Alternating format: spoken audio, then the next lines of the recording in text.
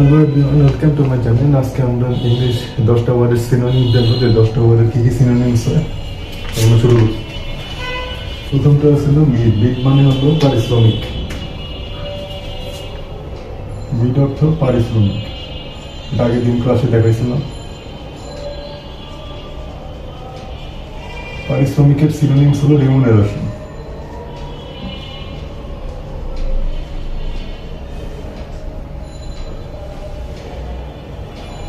পরেরটা হলো মিশক। মিশক মানে দুর্ঘটনা।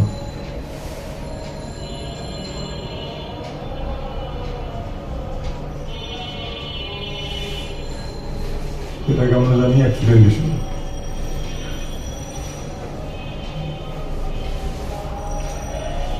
গ্রুম অর্থ হলো হতাশা।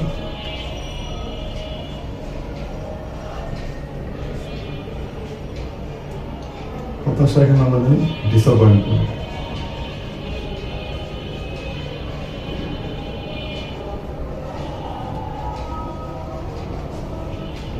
নোবের অর্থ আমরা অনেকে জানি যে যাযাবর।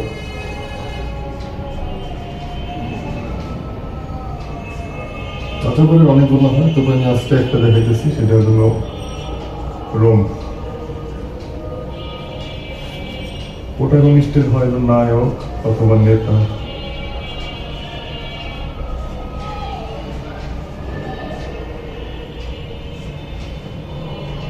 এখানে আমরা দেখতে পারি লিডার অথবা ক্যাপ্টেন।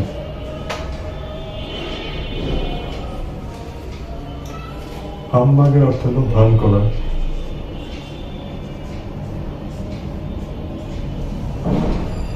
হামবাগের সিনোনিমস হলো প্রিটেন্স।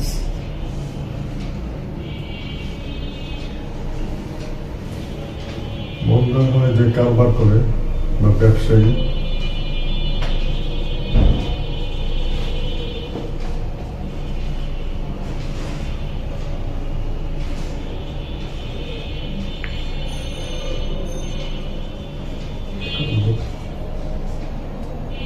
দেখতে পারি বিজনেস।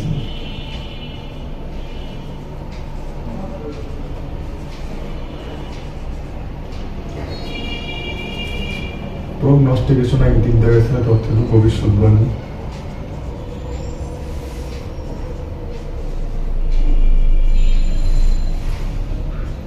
ভবিষ্যৎবাণীর অর্থ হলো প্রফেসি অথবা প্রেডিকশনও হয়। প্রেডিকশন। তারপর একটা আছে হ্যাবিলিমেন্ট। হ্যাবিলিমেন্ট অর্থ হলো সাজসজ্জা, পোশাক ও শ্বাস পোশাক।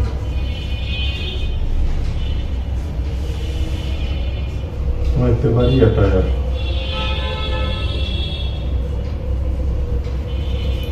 তারপর একটা আছে অ্যানোমালি। অ্যানোমালি অর্থ হলো অনিয়ম।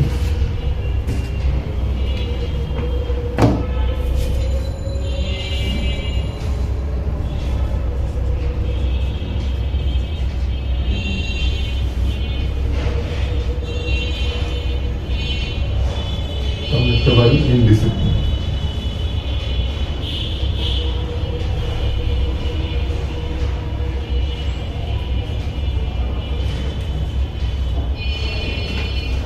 আজকে 10টাই দেখালাম। এখানে প্রথমটা আছে যেমন মিড অর্থ আমাদের পারিশ্রমিক, বেশিরভাগ রিমুনারেশন দেও।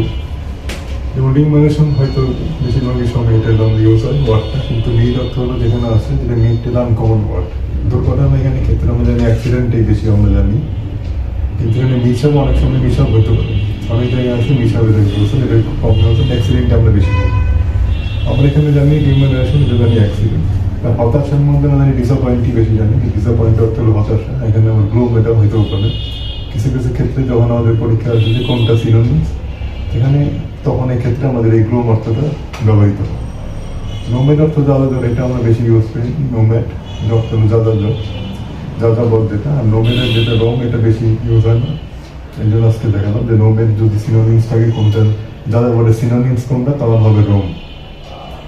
তারপর একটা প্রোটাগনিস্টের হলো নায়ক অথবা নেতা। আমরা জানি লিডার বা ক্যাপ্টেন, এটাই আমরা বেশি ইউজ হয়। কিন্তু প্রোটাগনিস্ট অনেক সময় যেটা সাহিত্যের ভাষায় হয়, যেটা ইউজ হয়, যেটা হলো প্রোটাগনিস্ট। লিডার বা ক্যাপ্টেন হলে তখন এটা প্রোটাগনিস্ট, এটা সিনোনিমসের ক্ষেত্রে আসতে পারে করে। ভান করা যেটা বেশিরভাগ হয় প্রিটেন্স, এটা নাম আছে, আর যদি আমরা ভান করা বোঝে তাহলে প্রিটেন্ট। প্রিটেন্টে আমাদের বেশি ইউজ হয় ভান করে, কিন্তু হাম্বা যেটা বইয়ের ভাষাটা বিভিন্ন গল্প সাহিত্য উপন্যাসে, তখন এটা হামবাগের ইউজ। ব্যবসায়ী আমরা জানি বিজনেসম্যান সবাই, ব্যবসায়ী কাজে সবসময় বিজনেসম্যানের কথা, কিন্তু মঙ্গার আমরা হয়তো অনেকেই জানি না। কিন্তু মঙ্গার পরিকল্পনা এরকম আর কোনো সিনোনিমস থাকলে তখন এটা আছে, এই মঙ্গারটা ইউজটা। ভবিষ্যৎবাণীর ক্ষেত্রে আমরা জানি প্রিডিকশন বা প্রপিসি বেশি ইউজ হয়, কিন্তু প্রগনোস্টিকেশন এটা বেশি ইউজ হয় না, এটা কম ক্ষেত্রে এটা হয়ে থাকে। যখন এটা আসবে তখন এরকম আনকমন একটা ওয়ার্ড এরকম থাকে ভবিষ্যৎবাণী, যেটা আনকমন, যেটা আমরা জানি না সেটাই এরকম থাকে বলি। অ্যাটায়ার ক্ষেত্রে আমরা সবাই পরিচিত যে অ্যাটায়ার, এটা হলো শ্বাস প্রশ্বাস, কিন্তু হ্যাবিলিমেন্ট এটা হলো যখন আনকমনের ক্ষেত্রে তখন হ্যাবিলিমেন্ট ইউজ। অ্যানোমি এটা আমরা ইনডিসিপ্লিন ক্ষেত্রে বেশি জানি, অনিয়মের ক্ষেত্রে। আর যেটা যখন সিনোনিমসের ক্ষেত্রে যখন ইউজ করো তখন এলো পরীক্ষাতে তখন অ্যানোমালি এই ওয়ার্ডটা আসতে পারে। এরকম আরো যদি আমরা আরো পরবর্তীতে এরকম যদি আরো ওয়ার্ড আমরা নিয়ে আলোচনা করি, তখন এগুলো আরো জানতে হলে তাহলে এই ক্লাসটা ফলো করবেন এবং অবশ্যই এগুলো সবসময় চর্চা রাখবেন। তো ঠিক আছে বন্ধুরা, আজকে এই পর্যন্তই। ভিডিওটি ভালো লাগলে লাইক, কমেন্ট, শেয়ার এবং অবশ্যই সাবস্ক্রাইব করুন। ধন্যবাদ সবাইকে, সবাই ভালো থাকবেন।